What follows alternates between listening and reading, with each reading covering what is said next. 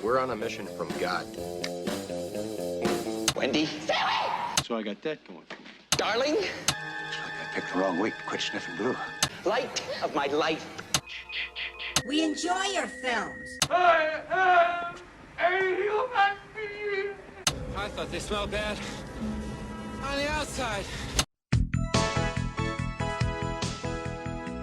Welcome to Vintage Video, where we'll be reviewing every major film release of the 1980s in real time. I'm Patrick O'Reilly. I'm Jessie Bayless. And I'm Richard Wells. And today marks the 40th anniversary of the release of Mad Max on February 15th, 1980. The story was written by George Miller and Byron Kennedy, adapted to screenplay by George Miller and James McCausland, and directed by George Miller, and released by Roadshow Film Distributors. Although it's at the beginning of the movie here, it has American International or something like that. Yeah, I did not recognize the logo when it came up. Yeah, it's the company that bought the international distribution rights for it. It was shot for $350,000 over the course of 12 weeks and made $100 million in the U.S. box office alone, which is the best turnaround until the Blair Witch Project in terms of ratio. Which cost like $60,000. I can't even believe it cost that much. Well, apparently it cost $60,000, but it made $248 million. Yeah, that's crazy. Insane. George Miller was a medical doctor who literally doctored out of a car to raise money to make this movie. Do you know what holds the number one spot now? Paranormal Activity? Yeah. Is it? Yeah, which is insane because that was about 60,000 too, right? 15,000. Oh, was it really? He literally shot it like in his house on his own. Like that's funny. Yeah, $15,000 made $193 million. Isn't that crazy? It spawned how many sequels? Like how many residual checks? At least 4 sequels so far. Yeah, I was gonna say there's been 4. And they were in the second one, right? Or were they not in anything? They were in a cameo in the second one. Yeah, they made a small appearance. Yeah. I'm not a big fan of the second one. It's a good franchise, though. We know the director of... God, I'm not going to know. Third or fourth one. I think it's third and fourth one. He edited the first one, though, right? Wasn't he an editor on the second one? What's his name? Greg? Yeah, Greg Plotkin. Yeah. Yeah. He was an editor in your editorial office for The Backup Plan. Correct. Right? Yes. Wonderful J-Lo vehicle. That was when J-Lo laughed at your joke. Oh, at the rap party? Yeah. Yeah. I'm funny. So yeah, George Miller literally raised money by doing house calls, driving around with his friend. I think that's really weird. Yeah. Can you just be a traveling physician? Like, is that something you could just do? The future of American healthcare is going to be like Uber. You're going to have like Jim Dale and Pete's Dragon just going from town to town. Yeah. Uber Red. And they just call an ambulance to your house. Well, but he saw so much like carnage when he was. Yeah, a lot of the specific accidents that resulted from these wrote it into car the script. accidents. Let's write these terrible things into a movie. That'll be really delightful. Or maybe it was like a Nightcrawler situation, and he was just filming accidents as he arrived on the scene as a doctor. And then started causing them eventually because he was addicted. Well, his original plan was to have it be like a reporter or something like that. Right. But he couldn't figure out why a reporter would like be in all these places and have their family killed and all this stuff. Well, apparently the germ of the story idea came from an Australian gas shortage because George Miller and Byron Kennedy, who he was writing it with, were noticing the violent lengths that people were going to keep their cars mobile. Like someone would try and cut off a line at a gas station and people would threaten to beat the crap out of them. And if this is what happens when people are out of gas for a short period of time, like that were totally civil a day or two ago, like what would happen? What are we going to do if there's a legitimate long-term gas shortage? Right. Well, like the trigger effect. Yeah. Apparently Judy Davis accompanied her classmates, Mel Gibson and Bisley, who plays Goose, to their auditions for the movie. Right. And you'll remember Judy Davis from our first My Brilliant Career. Was that our first review? Not our first review. I think it was our third review, but it was our first Australian review. It was our first. This is our second. It was our first good movie. Yes. This one seems a lot more dangerous in terms of the stunt work than the sequels. because I know that George Miller kind of, at this point, has been priding himself on how safe the set was for Fury Road. George Miller has gone on to direct every installment of this franchise thus far. And Happy Feet. Yeah. and Happy Feet and Babe Pig in the City. Yeah. Yeah, it's just a, I don't know. a He's weird got a mix. style. Yeah, it's all post-apocalyptic. But yeah, this first one, it just seems like they're being a little bit less secure about everything. And obviously, it was super low budget, so none of the roads were officially closed. Yeah, it was for like use. guerrilla filmmaking. And there's a lot of like camera people hanging off of motorcycles going like over 100 miles an hour.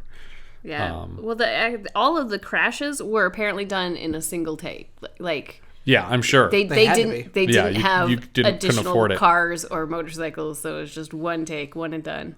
Yeah. Apparently, the woman who played Max's wife ended up being recast after a bike accident.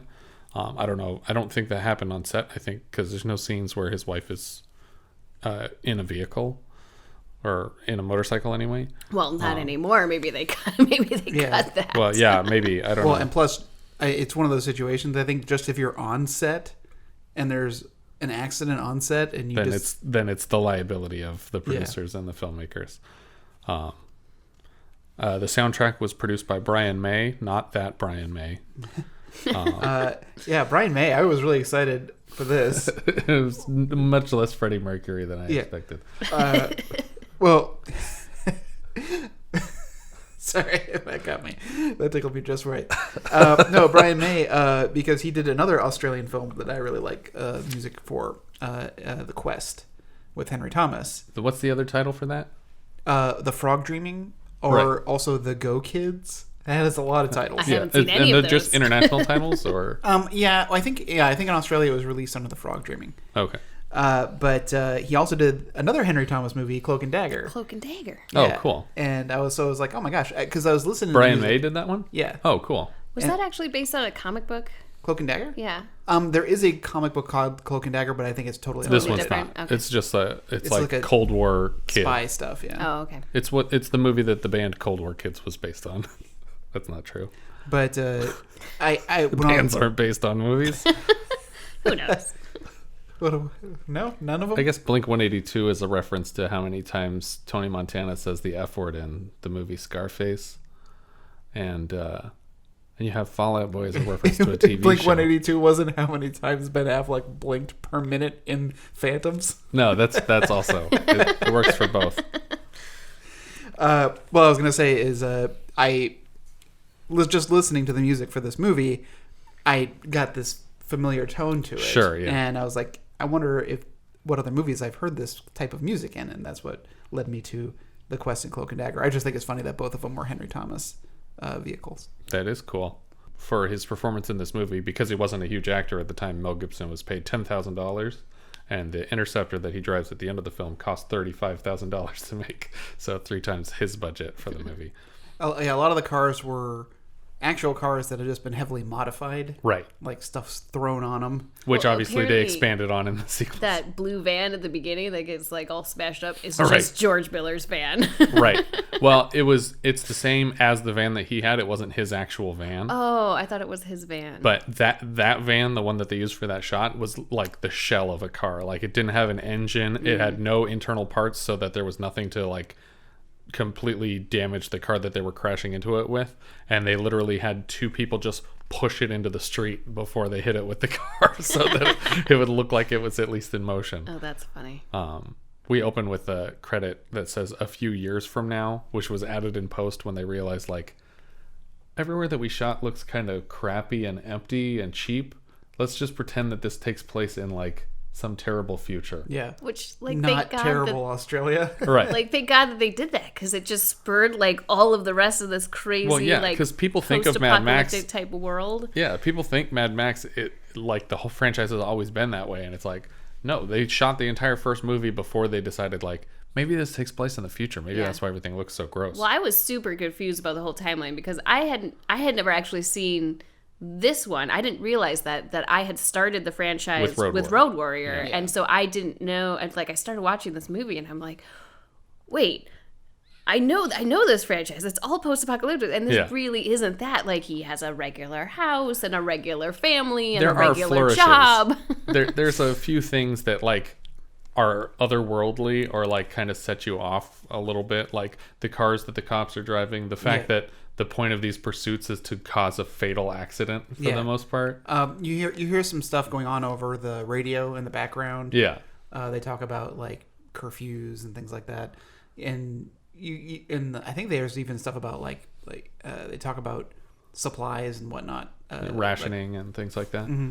And there's also a sign over one of the roads at the beginning that says, "This is a high fatality road. 57 deaths this year." Yeah. So it's like it's at least a hyper violent version of the world that we know. And they have a prohibited like zone, like areas that you just don't even go to because it's either too toxic or there's no protection for you there. Yeah. And we start the scene in a high-speed chase with Knight Rider, not that Knight Rider.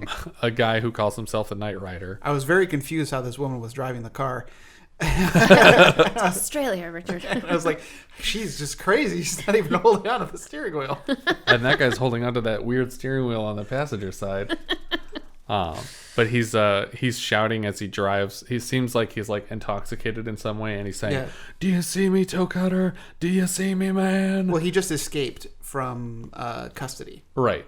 But him saying, "Do you see me?" reminds me of in Fury Road how that kind of evolved into the "Witness me." Witness.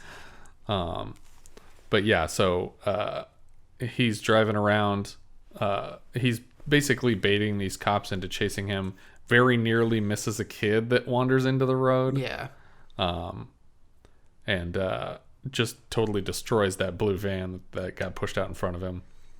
While he's being chased, one of the other police cars that's chasing him drives through like a trailer. Mm-hmm. And the guy, I think it's the guy in the passenger seat, literally like his throat gets slit on a bowl that was in the trailer.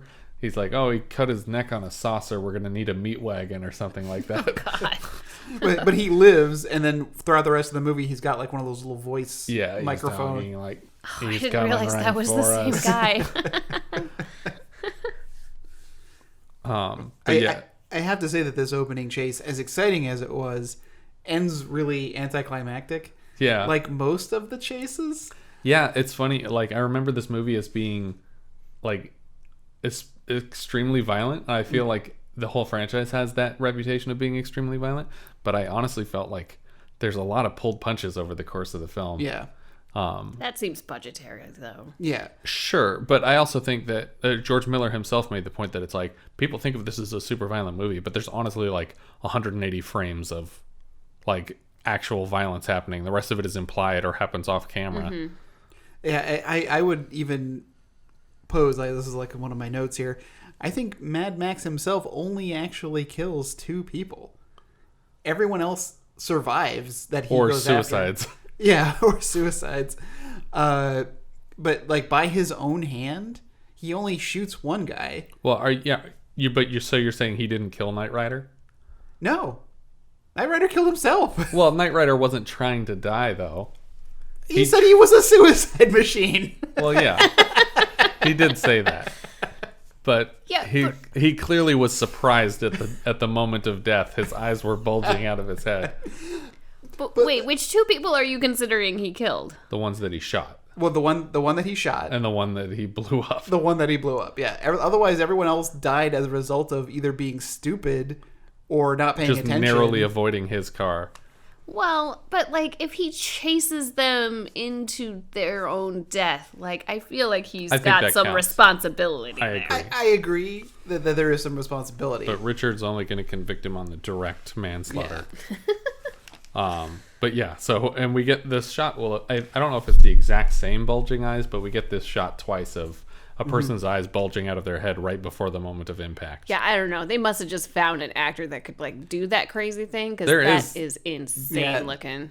He uses the same thing in the Terror at 30,000 Feet segment of the Twilight Zone movie. Oh, did he direct a section of that? Yeah, he directed the John Lithgow section. Awesome. That's why it's so great. But yeah, he uses the same eye bulging thing, and I think it's a prosthetic in that movie. Yeah, I think it is here too, but it is clearly based on those people that can push their eyes out of their head. But there's more going on than just the eye. It's like weird, like red veins and blood and stuff. It kind of looks like the dude in Big Trouble in Little China when his head is about to explode. Oh, see, I was gonna go. I was gonna go Total Recall. I was going Total Recall. Total Yes, Recall works too, yeah. Richard read Ronnie my mind. Cox. Yeah. Is that a Rob Bottin face, the Total Recall one? I don't know if Rob Bottin. Bottin, right. We decided he's a Canadian delicacy.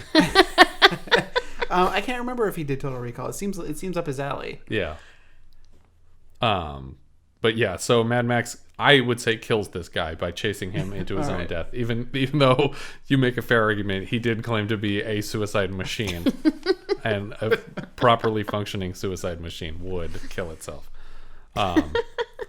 Then we show Max at his house, and he's sort of playing with his kid on the counter, and we hear this like saxophone, like bluesy saxophone music, and you just think it's like, oh, he's like a single dad and he's taking care of his kid and it's like hard life, and then it pans across the room and his wife is actually playing the saxophone that you're hearing. I love that moment. It just felt like a MacGruber moment to me. But it's very funny. And he puts on this like mask. Yeah. And it's supposed to be like some kind of like bonding thing because he's clutching it later in the movie. Like it's so important, this horrific stupid mask. And I was like, this is what you have to remember? Yeah. But it's a really nice house comparatively to everything else. Like even the police station. Yeah, it's the nicest building in the whole movie. Yeah, and because later on they go on vacation, it's like, why? Why did you leave? Because they hadn't invented staycations yet. So he's going off to leave because he got a call from Goose saying, I got something to show you. And he tells his wife, oh, Goose wants me down at the station early today, so I gotta go. And she's like, no, don't go. And she follows him out of the building, and then she does this weird hand gesture where she like points at her head and then points at two fingers on the side of her hand and then points at him. And he's like, what does that mean? And she's like, I'm crazy about you. It's like, aw. And he gets in his car and leaves. This is not sign language. It's not. Yeah, it's not just, any version of sign language. She's just actually crazy. I don't know if it's just supposed to be like a joke that she makes up signals and then tells him what they mean later. Well, no, it's crazy, like cuckoo. But she's like... Richard is swinging his finger around his ear. And then he did the gesture of four. It's like, cut it out. But she didn't say... She didn't go 1, 2, 3, 4 and count off 4 fingers. She pointed at 2 of them and then pointed at the side of her hand and then points at him. And then he says, I'm crazy about you. So it's not even... Like, don't try and make sense of this. She was just being weird. No, I want Richard to continue to do gestures that people can't see over a podcast. No. This is a language that only Richard and this actress speak. But yeah, so he goes to the station and finds out that what Goose wanted to show him was this really cool car. The last of the V8 Interceptors. Yes, they've souped up this vehicle with basically parts that they stripped from other vehicles. And this is the car that's the $35,000 budget car. Well, except it wasn't like an actual engine. Like the part of the engine that sticks out of the car that's supposed to be all like fancy and stuff like that, like was just a prop where they would like turn on and off the belt. So there's scenes in the film where you can see it like not running when it ought to be running. Oh, I didn't even see that. That's funny.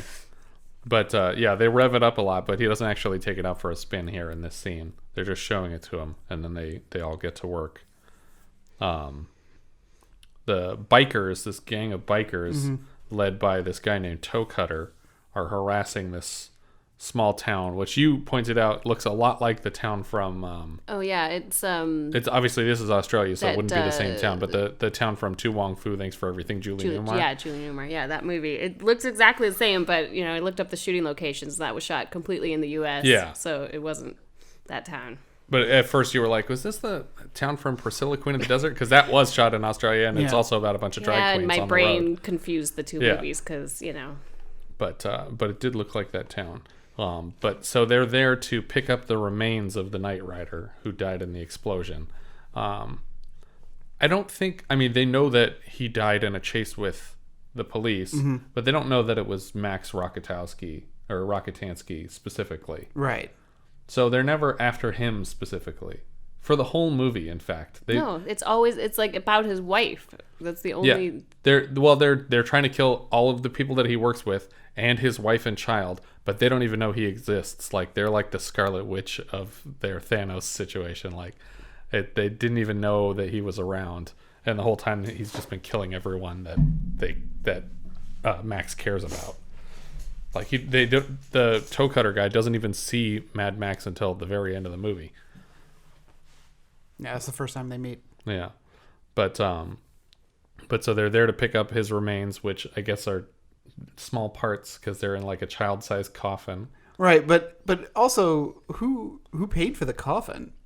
Yeah, who tucked all these limbs lovingly into a small box and shipped them to a gang of bikers? Yeah, like they're nomadic bikers. How did they like know all where the to send pieces it? from the shelf in Cruising. Where they just have all the arms and legs, the miscellaneous file. Oh, we have enough here for a full body. It's like, oh man, we can bury a person today. Another Frankenstein monster for the pit. But the guy in the town is like, oh yeah, I got your friend here. And they're like picking on this old man because he's not taking the situation seriously enough. Mm-hmm. And then as they're harassing him, a nearby couple that are like making out in their car see what's going on, and they're like, oh, this is like a problem. These people are super violent. We got to get out of here. Yeah, this is what I don't understand. What I was worried that I missed something. I was like, what sparked this chase? Other than I think it was just that they were leaving. scared. Yeah. But if they hadn't left, they probably would have been fine. Or if they'd left quietly. But instead, the kid gets in the car and like skids around in a circle and drives off down a dirt road. Right. Basically inviting all these people to chase him down.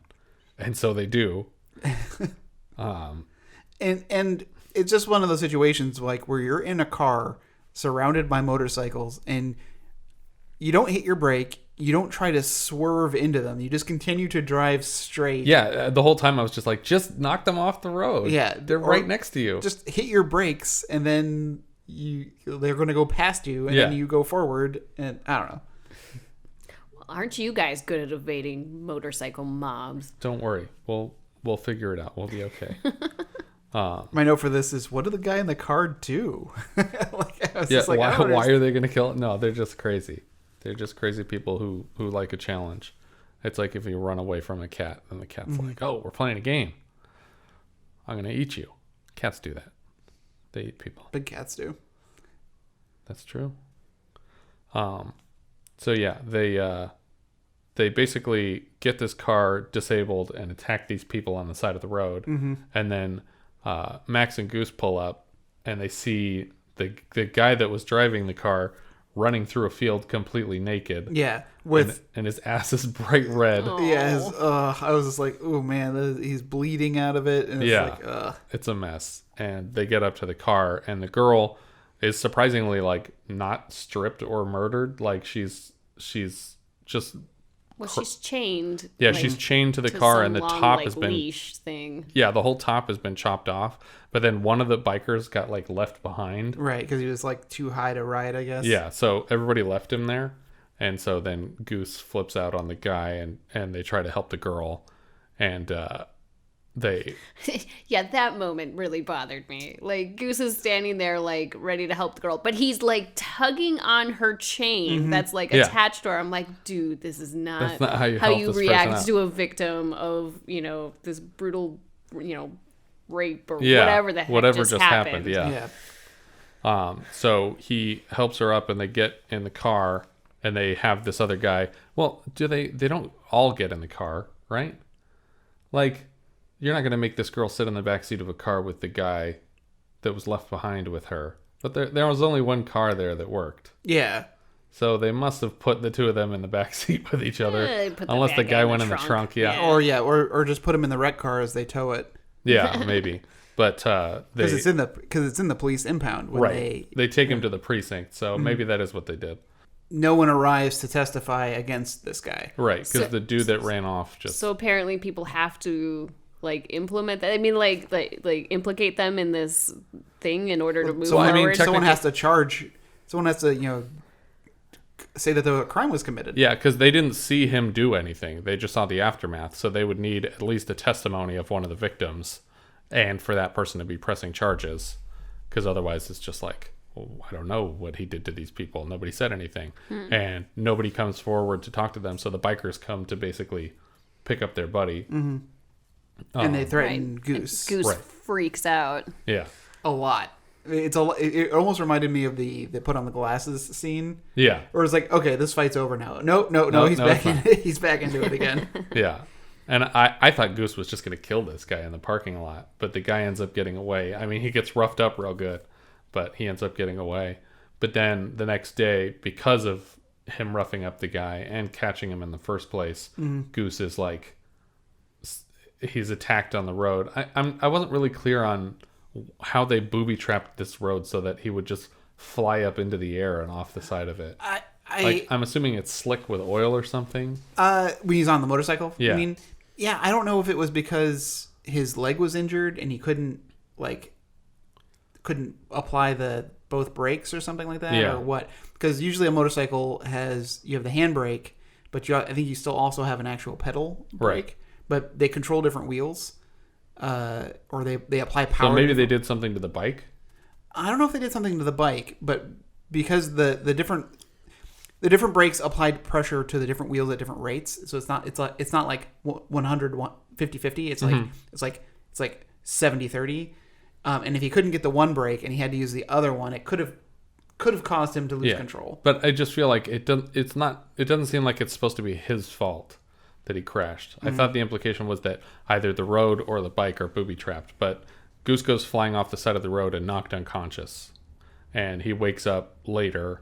Which seems like a really weird choice, because like he brings back this tow truck or whatever to like throw his bike into, and like they waited for him to be unconscious. They waited while he was unconscious in this field for a ridiculously long time to wake up and then like go get his bike and a tow truck and all this stuff, and then they attacked him again. See, that's why I think that the motorcycle That it was just an accident? He was angry and he was blowing off steam, so he was going too fast. And okay, maybe. Then that would explain why they didn't do anything while he was unconscious, because they didn't even know he was there, because that wasn't part of their plan. So it was just he just got in an accident, Just by and then there was coincidence. like, oh hey, look, this is that dude that we hate. Yeah. Let's get him. Or there's some people to attack. Yeah, that's true. Oh, They're you just mean crazy. like even though they these guys are responsible for their Knight Rider's death and like all of they're that just stuff. like, oh, good, it's another really car to just flip another over. random act of violence. Yeah. So they flip the tow truck off the side of the road, but Goose is strapped into it, so he's stuck hanging upside down. And then Toecutter goes and dumps gasoline all over it. Mm-hmm. And then he gives the match to, what's the other? Johnny the boy. Johnny the boy. Who doesn't want to do it. Right.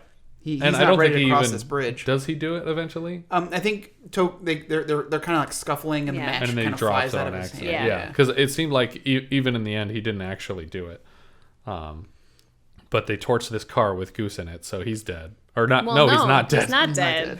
Like I always in my head think that he's dead, but he's not dead. No, this is a very important moment. Right. So Max goes to visit him in the hospital after he hears what happened, and he's not Goose anymore. His Goose is cooked. Oh. So Max basically. That's it. Nope, you're done. You're off the podcast. Anyway, you're done. tune in next week. Goose is just an unlucky name. It's like Top Gun. Yeah, I was just thinking that. And that was after this. He's just ripping off George Miller. Come on, Tony I can Scott. kill a goose too. Be better. Oh, wait. You're not around anymore. That's crazy. Tony Scott. Wrong kid died. Oh. Yeah, so he quits his job. Max quits his job. Or he tries to quit. Well, because this incident just kind of puts him over the edge, and like he can't do it anymore. He's like, I'm gonna, I don't want to become what I see out there on the road. Yeah, and he yells in the chief's face, and the chief, like you pointed out, he looks a lot like the guy from Indiana Jones that gets hit by the propeller. The propeller guy? Yeah. But he's just shouting in his face, and he's like, no, we need you, Max. We got to keep you out there. If the Cowboy Bebop movie was made at this time, this guy would play Jet Black. For sure. That'd be like awesome. he was because he's already like watering plants just shirtless. Yeah. He's this huge muscle-bound guy. But he's also, wearing like a tie. His name is Fifi. Yeah. Is it really? Yeah. That's great. But But so, does he talk him out of quitting? Because he does leave the office. Yeah, he tells him to take a vacation instead. Okay. Like, go take a vacation, just like blow off some steam, and then before you decide. Like, Right. So he goes home and he's like, this is the nicest house in all of Australia. Let's leave it for a week and go on the road. So he packs up his wife and kids and leaves. And the kid's name? What is the kid's name? Sprog. Sprog. Yeah, I had to look that one up because I'm like, what the heck is she shouting right now? Obviously, at the time, Mr. Gibson had a very thick Australian accent, so I was mishearing this every time he said it. But Sprog, that's wonderful. Yeah. And in this movie, like, I can't tell you the number of times I was like, who is watching their child? Where is their kid? Like, there are so many scenes where you're like, okay, the kid was just with them like a minute ago. And now he's just gone. And now, like, he's Everybody nowhere to be seen. I mean, ways. I know it was probably like a restriction of their shooting ability with the kid, because shooting with kids is just, ridiculously difficult. There's also to 1980. do. People didn't watch their kids in 1980. But it just seems really weird that, like, there's so little recognition of I should be watching my child right now. And it's not even She goes to the pretension. beach. Right, yeah. She goes to the beach, and then when she comes back looking for the kid who like left it on a blanket, it's like, was he just? She fell asleep on the beach, and like while she fell asleep on the beach, her dog ran away. Like it was like she went to the beach and fell asleep, and Max was like working on the car. The last time we saw the kid, he was just in the middle of a field playing with toys, and she just walked away from Well, him. I think she finds the dog in the woods. Right. Well, we're skipping some yeah, stuff. yeah, exactly. So the first thing that happens, they have some car trouble. They get a flat tire, or Their spare needs fixing. Yeah, like I guess they had a flat and they changed it out, but now they want to get the spare replaced fixed. so that they So that have they it for the next yeah. time. So they pull over to this mechanic, and he says, "Oh, there's an ice cream shop right over there. A bunch of murderous bikers just went over there." And so they're like, "Oh, cool. My kid loves ice cream. What do you say about bikers?" And he said, "Anyway, what? You need a spare tire?" So she goes to the ice cream shop while Max is like hashing out the deal with this guy. They come out of the ice cream store eating their ice cream, presumably unfazed by the certainly dead staff of this ice cream store. Well, and then Like they just scooped it up themselves because they were like, "Are you guys alive? No? All right. What do you want? Butterscotch?" as they exit, there is a very creepy like meowing and buying happening. Yeah. They're making weird sounds as they're following her. They're just a crew of animals, and she immediately picks up the kid and starts hightailing it out as fast as she can. She gets to the car and starts it up, and as she's driving away, one of the guys decides, here's what I'm going to do. I'm going to tie a chain around my hand, and I'm going to whip it around the back of the car so that if I catch onto the car, she can't possibly get away from me. But she's driving fast enough at this point that it just tears his hand completely off. Which is a great reveal. Yeah. So you just see him throw this chain, and it whips around the car, and it connects, but it looks like, oh, he just let go of the chain. Yeah. But then when she pulls up next to Max, she's like, you got to get in the car right now. And he's like, well, I didn't finish paying this guy. And he's like, get in the car, and they leave. And then the bikers come out, and they're like, which way do they go? And the mechanic's like, I think they were going north somewhere. So that's how they figure out where to go. But what I love is she loads the kid in the back of the car and then does like a full-on like drift in the parking lot. Yeah. And the kid's not in a seat. He's just sitting rolling around in the back. of Yeah, the car. it's 1980. Yeah. That's Sprague for you. But then they continue on like nothing happened. I'm assuming she must have told him that, oh yeah, there was a... Oh, the reason that I freaked out back there Yeah. was that a bunch of bikers tried to murder me and your son. Yeah. And it's like... But don't worry, Mad I Max was humiliated like, their leader. I'm so mad that they call me Mad Max, but I'm not going to turn around and do anything about that. That's okay that people tried to murder you. Let's let that ruin our vacation where we just fix this car over and over again. So they pull up to some ranch that I guess they know the people there. Yeah. And Max decides to finish the work that the mechanic started by doing something to the car. And she decides she's going to go down to the beach and just go to sleep. Who knows where baby Sprague is? Yeah. And the beach is like 4 miles away or something. Yeah, like she that. has to walk like through a forest and down a hill. Yeah. And then she just lays down in the middle of the beach and goes to sleep. And we see the dog like lured off somewhere.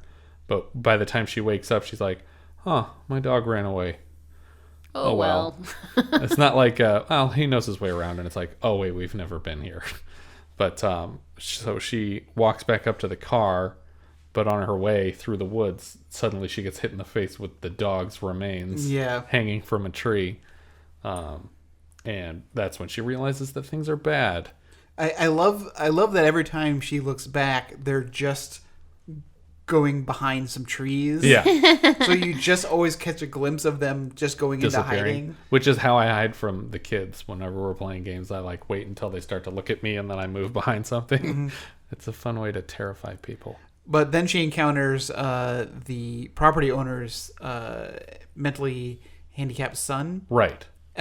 Which is also a kind of a common theme in a lot of these Mad Max movies, that there's always like a mama's boy brute. Yeah. Yeah. And so, but she's creeped out, I think, because I think she just wasn't expecting, or she doesn't know if he's responsible for what's going on. Yeah. But so she continues and runs, gets back to the house, but she's now like, and the old woman is like, "Oh no, this is my son. He's very kind, and he's just a baby." Well, something terrible happened, and we need to go now. I need to find Max. Where is my son? Where is my son? And starts freaking out. So another instance of like, I guess, child neglect. So like, you know, they like take off. Like this woman is starting to protect like, you know, the woman that lives at the ranch. The older woman. Yeah, the older woman that lives at the ranch is like protecting her and Sprague, and they like take off. But like no regard for this mentally handicapped boy who clearly had nothing to do with this. That I don't right, know, they might leave be him her behind son. with a bunch of Like, murderous bikers. Yeah, you left him behind with these murderous guys. Well, and Max. Yeah, they left Max. But before they even leave Max and the big boy, they find the kid with the bikers, because they pick the kid up off of his blanket and were holding him around a corner. And the older woman pulls a gun on them and tells them to like back off into the room and let go of the kid, and we're going to get out of here. So they push everyone into a building, close the door, take the kid in the truck, and then drive off. Right. But again, the car breaks down not far down the road, and the bikers, like, it doesn't even seem like they're trying to do anything other than just kill this woman. Like, they don't even like. She need Toecutter in the balls, like, right? Yeah. And she ripped a guy's hand off. That's true. But as soon as she gets out of the car, because it broke down, she just starts running down the middle of the road, and then they serpentine, Yeah. like get off the road, and they just hit her with their bikes, which we don't really see happen. We see shoes go flying. Yeah, shoes go flying, and then Max catches up with them on foot and just runs up to this pile in the road, and we just assume what happened, and that's when he switches to like full berserker John Wick mode. But the child 100% is dead, but she's still alive. I don't know why they bothered with that. Yeah, that both Goose and her should have just been dead. Like, it's a much simpler story.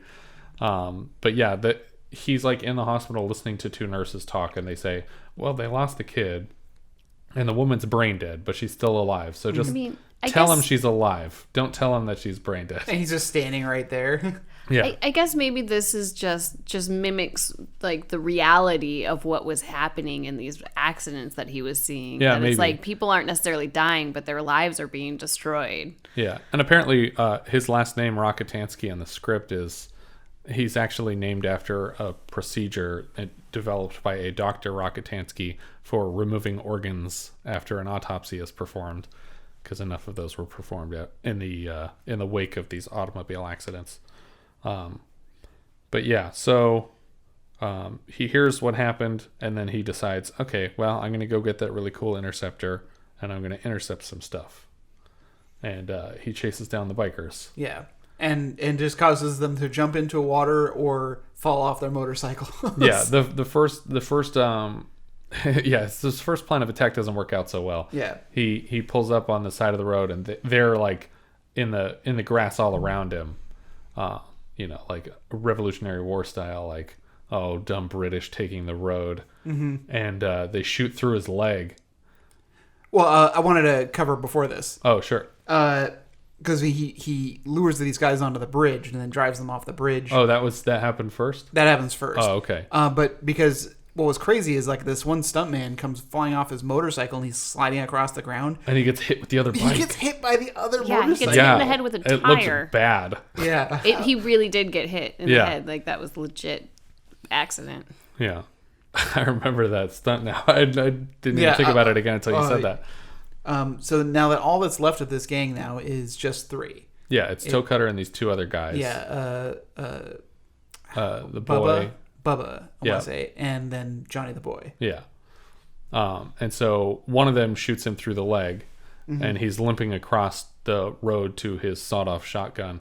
And probably my favorite shot of the movie, just this like semi-fisheye lens following him as he's like limping across the road to get to his gun, and then right as the guy is just about to hit him with his bike, he lifts up the gun and fires and knocks him off the bike, and that's Bubba. Yeah. So now that's just Toecutter and Johnny the boy. And Johnny the boy makes a run for it. Yeah, because he's only like half committed to this group anyway, and now that it seems like they're overpowered, he's like, nope, no loyalty, I'm out. So him, Mad Max and Toecutter get in a chase. Yeah, and as soon as he leaves the scene where this scene where it's just happened, where Bubba's body is on the ground, there's already a bird of like eating the carcass. Yeah, it lands like right next to them as soon as he leaves. So I was like, man, we should talk about like some of the sounds of the birds, the crows. Yeah. The crows are like this audio cue that these guys are nearby. Yeah. Because you just hear like these like, and they're not like American crows. They're not like the. It's not like a. Yeah, it's like. Yeah. Like almost like they're laughing. Yeah. But he reused sound effects in Fury Road a lot. Oh, okay. But I guess maybe that's just how crows sound in Australia. That's their Australian accent. That's crowist. I don't know what that means. Crowist. Crowist. But yeah, so now he's chasing Toecutter, who's on the defensive 100%, and they keep flipping U's and trying to trick each other, but eventually Max drives him over the top of a hill where he has kind of low visibility, and the bike just slams straight head on into the front of a 18-wheeler that's coming over the hill, which you can tell just has like a big metal board on the front of it. False front, that's just painted so it... to look like the front of a truck because the guy didn't want to wreck his truck. That was. Don't want to ruin this real truck. So I'm sure it wasn't great for the vehicle anyway to crash a motorcycle full speed and then roll over it. Yeah, but apparently that was enough to get it in the movie. And we get that glimpse of his eyes bulging out of his head again right before he hits the front of the car. So now it's just Johnny the boy, who not only ran off, but is so short-term memory that he doesn't recognize Max in the next scene. Yeah. So I think he's by like the site of just a completely new crash where a car has driven off the side of the road and there's a body there, and he's like digging stuff out of the car and taking stuff off of the corpse. And Mad Max walks up and he's like, oh no, he was dead when I got here. I'm just taking stuff. Like, you understand, like you would do the same thing if you were me. And he's like, okay, no. He handcuffs him to the car and then dumps gasoline everywhere. And then he starts pooling it in the headlamp. Yeah, he's making like a time delay switch. But I forget what's actually causing the time. He left a cigarette lighter. Oh, okay, and so it's once it fills up. Yeah, once it fills up, it's gonna pour out of this broken headlight that it's filling up, and when it pours out, it'll hit the match and explode and light everything up. Yeah. And he turns to Johnny the boy and he throws him like a hacksaw, and he says, The chain in those handcuffs is high tensile steel. It'll take you 10 minutes to hack through it with this. Now, if you're lucky, you can hack through your ankle in 5 minutes. Go.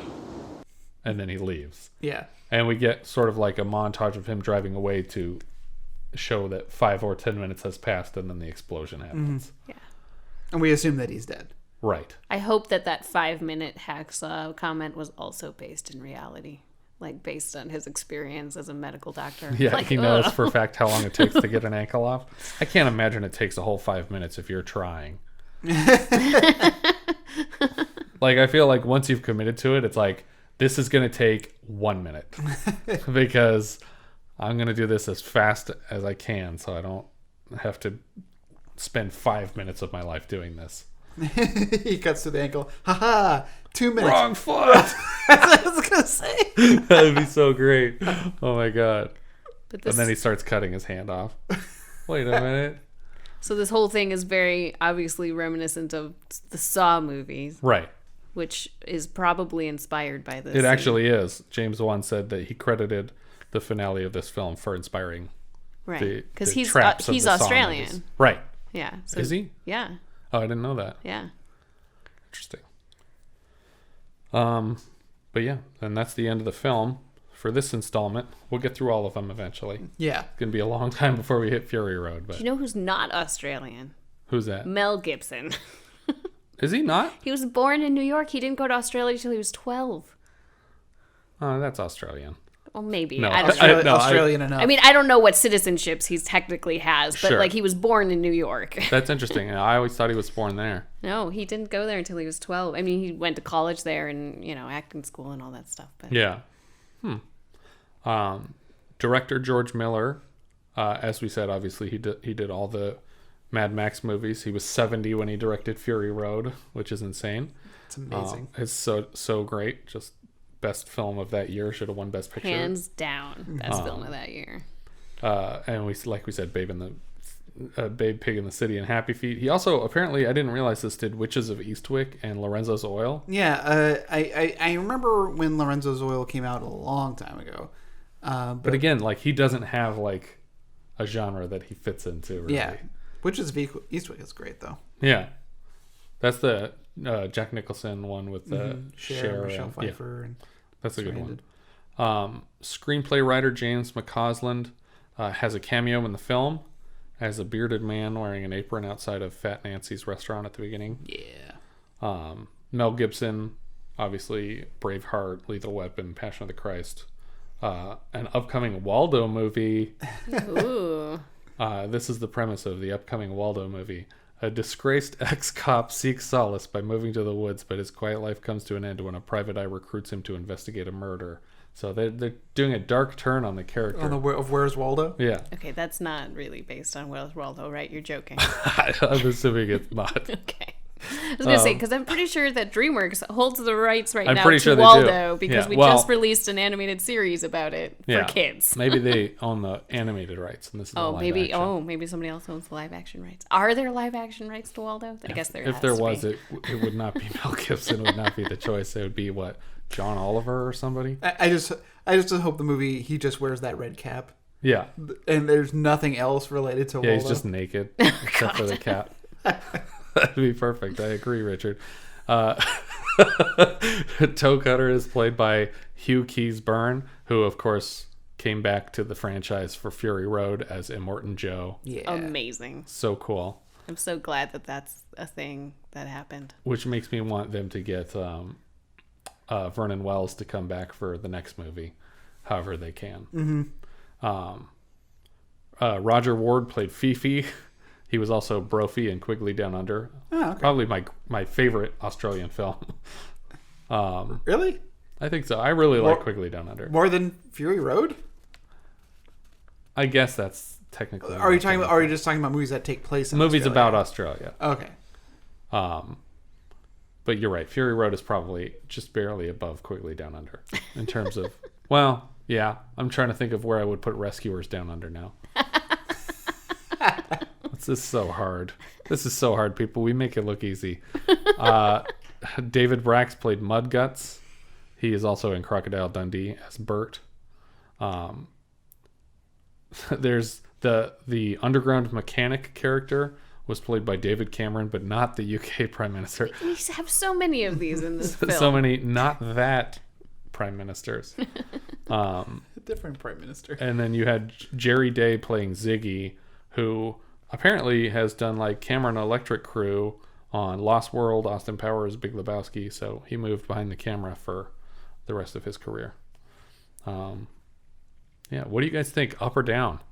Well, you didn't mention, so all the gang, like the gang were just they were all extras who were actually people from a motorcycle gang. Right. They were paid in like beer be in the movie. They were paid in slabs of beer. Slabs. I had to Google a slab of beer. Is that just like a? It's like a 24 flat, pack. Like when okay.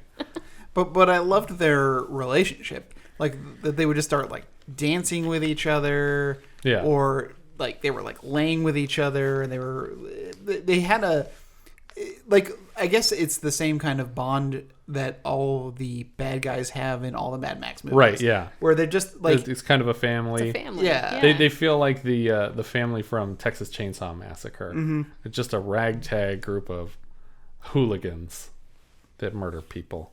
But that's about everything, right? I mean, other than obviously the huge franchise we talked about that it started. Yeah. There will be more to go into in the mythology of this whole series. I think, like Jessie, I think Road Warrior was my introduction into Mad And Max. it's also probably the most celebrated of the whole batch. Like, it's the biggest cult film. I know Fury Road is popular now because it came out recently, but I think Road Warrior is still the movie from this franchise that gets talked about the most. Because it's the one that took the inkling of this idea of this world and made it much more extreme. Right. They go deep into the post-apocalyptic stuff. Way more leather. But also then, like, Thunderdome takes a couple of weird turns. Yeah, well, Thunderdome, I think, goes even farther into, like, you thought Road Warrior was weird compared to Mad Max. Like, I think they took it, like, exactly as far to get to Beyond Thunderdome, where they're like, I guess. Oh, it's even crazier now, and there's all this ridiculous stuff happening with mutants and... Like, Thunderdome reminds me very much of the Super Mario Brothers movie. It's just this weird society. Yeah. And there's just like gasoline and flame jets happening all over. It's just like, I don't know how to... Yeah, I mean, Mario Brothers, one of the dimensions is post-apocalyptic. Yeah. Really. But yeah. It's a great franchise, and I'm excited to dig into more of it. I think it's a while before Road Warrior. What year is that? That'd be like 84? 81. Oh, 81? Okay, right. so we Won't get be to too it sooner long. than I thought. Not bad. So yeah, up or down on this? I think I know the answer, but what do you say? This No, is it's up. I think it's you a should for definitely sure. watch it. It's a definite should watch. Where does this go in your Letterboxd rank, Jess? So this is pretty darn high, actually, because my current top of the list is My Brilliant Career, and this comes right after that, which is just above you're the fog. Australia fan, are you? Apparently. Yeah, once again, I will follow Jesse's lead. Right below My Brilliant Career? Right below My Brilliant and right above the fog. Oh, so close, you guys. It's actually the best one so far. It's actually on the top of the list, which for me means it's right above the fog. Which was right above My Hey, Brilliant we Career. all put it right above the fog. Yeah. We all agree on something. This movie makes the fog look like dog shit. No, that's not true. I love you, John Carpenter. All right, I think that's everything for this one. If you have any thoughts you'd like to share, we are Vintage Video Pod on Twitter, Facebook, Instagram, and Letterboxd, where, as we've said before, you can find each of our full movie rankings for the year. Also, we have a website, vintagevideopodcast.com, that I haven't been plugging, that Jessie worked very hard on, and it looks very cool. So check that out. Please consider rating us on iTunes to help people find the show. And if you take the time to leave us a review, we will thank you personally in an upcoming episode. And if you're feeling especially generous, you can always support the show through patreon.com/vintagevideopodcast.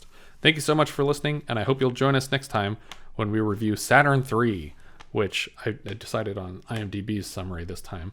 Two lovers stationed at a remote base in the asteroid fields of Saturn are intruded upon by a retentive technocrat from Earth and his charge, a malevolent 8-foot robot. Farrah Fawcett, Harvey Keitel, and Kirk Douglas star. We leave you now with the trailer for Saturn III.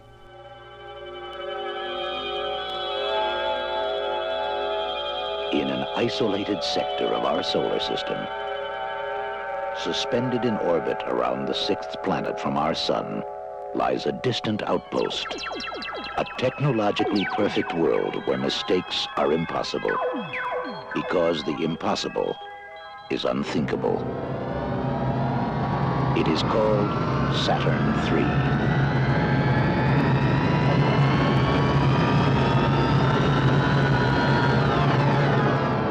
Each year for 22 days, A solar eclipse plunges this outpost into shadow lock. Total darkness. All communication is terminated. This year, the inhabitants of Saturn III are about to experience the unthinkable. A nightmare so perfect, it could only have been made by man. Captain, Major, this is my partner. There are only 4 inhabitants on Saturn III. One of them is not human.